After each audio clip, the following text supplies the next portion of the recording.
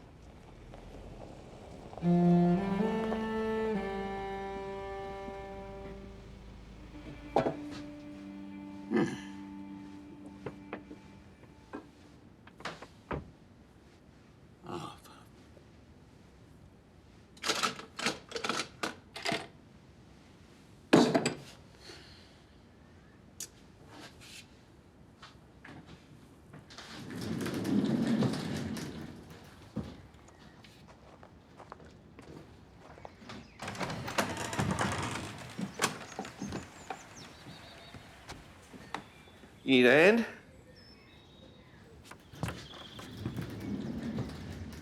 Did Val send you? Yeah. She said I could ask to use the log splitter. It's there for the taking. Help yourself.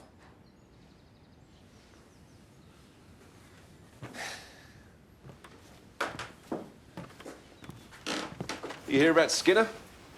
Setting his roadside on fire? Morgan Patterson was driving the horses to Cromwell when she sees the back of his tractor sprouting a flame.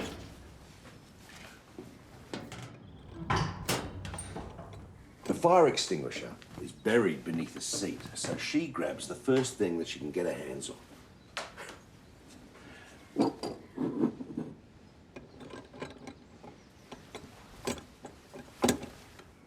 Sounds like Skinner will be growing potatoes off his engine block. You'd have heard that from Val, though, wouldn't you? Of course you would.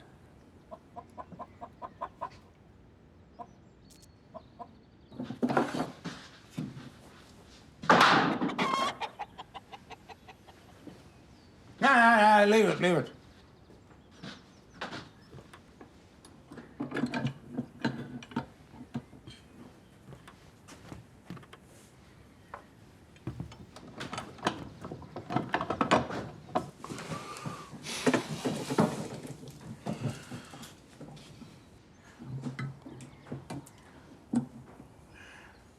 Did I tell you we got rid of the stump? The old wilding pine in the back paddock. Near the border with the Arrow. Mind you, it took a few tries.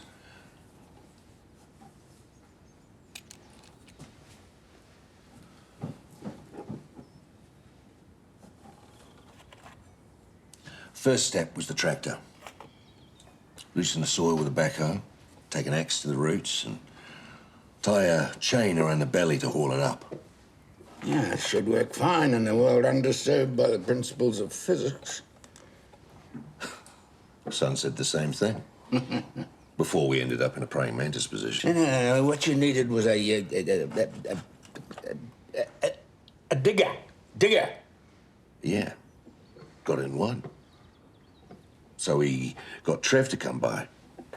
Well, got the backhoe free, but the stump was still sitting there with its taproots intact.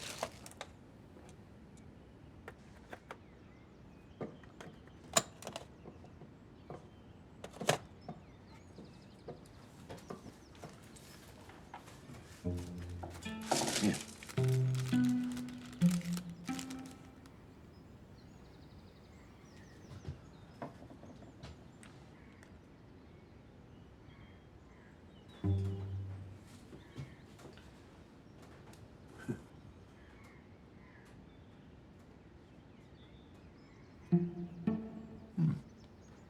So you gave up on the hydraulics? So to speak. Trev reckoned we could get it out from within. You know, drill some holes, saturate it with kerosene, drop a match down the well.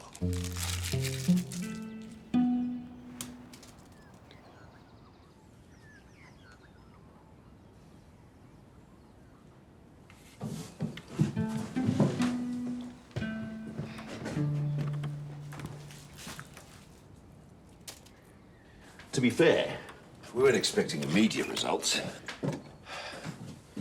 Well, what you needed was a backhoe. Yeah, that's what I said to Trev. But after that went nowhere, we decided to drill some holes and burn it out from within.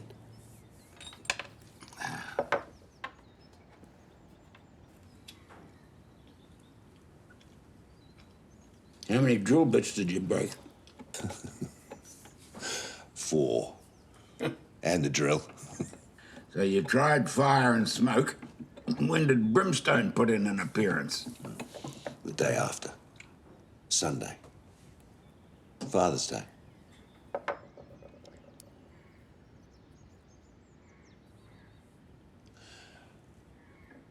So we reckon we'd start out small, you know?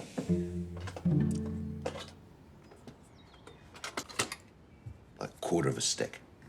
Nothing fancy. Wedge it under a cage of roots. Buffer it with some branches and stand well the hell away.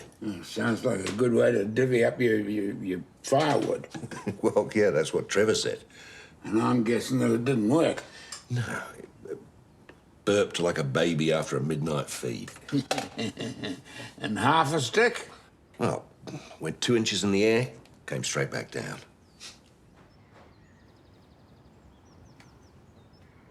Listen, pass me those half-inch screws, will you? No, the flatheads. Yeah. That's So, we decide to go for the 1 stick. Now, sun's off hauling logs, Trevor's off finding a fuse, and I'm wondering whether a row of macrocarpers is enough to protect 3 empty-headed numbskulls like us. Well, you'd need a blasting cap. Oh, yeah, right. I forgot about that. That is strapped to the stick. Yeah. So by this time, it's, 10 a.m. on Sunday? So I know I have to get a shift on before the wife gets home from church. So I jog the stick into place, line out the fuse, and head for the trees.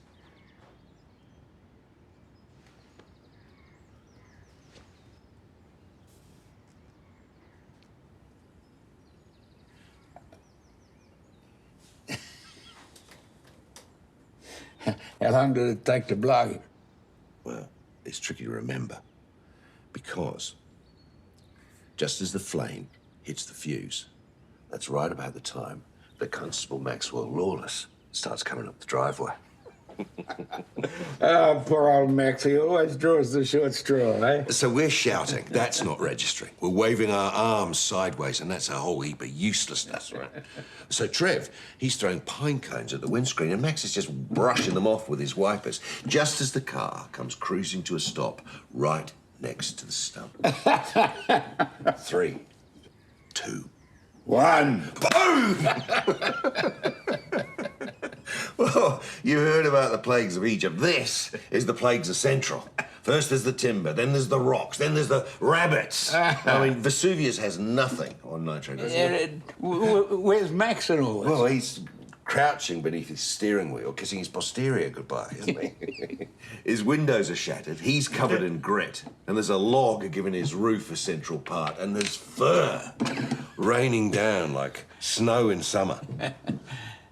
And then the siren goes. For 20 minutes. But we've made a lovely hole for the ducks.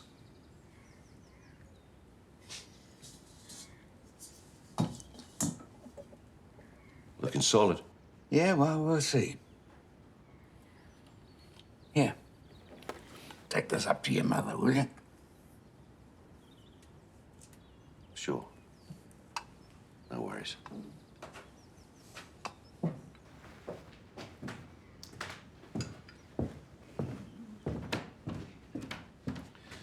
Hey, you want this store open or closed? Open. And the roller, too.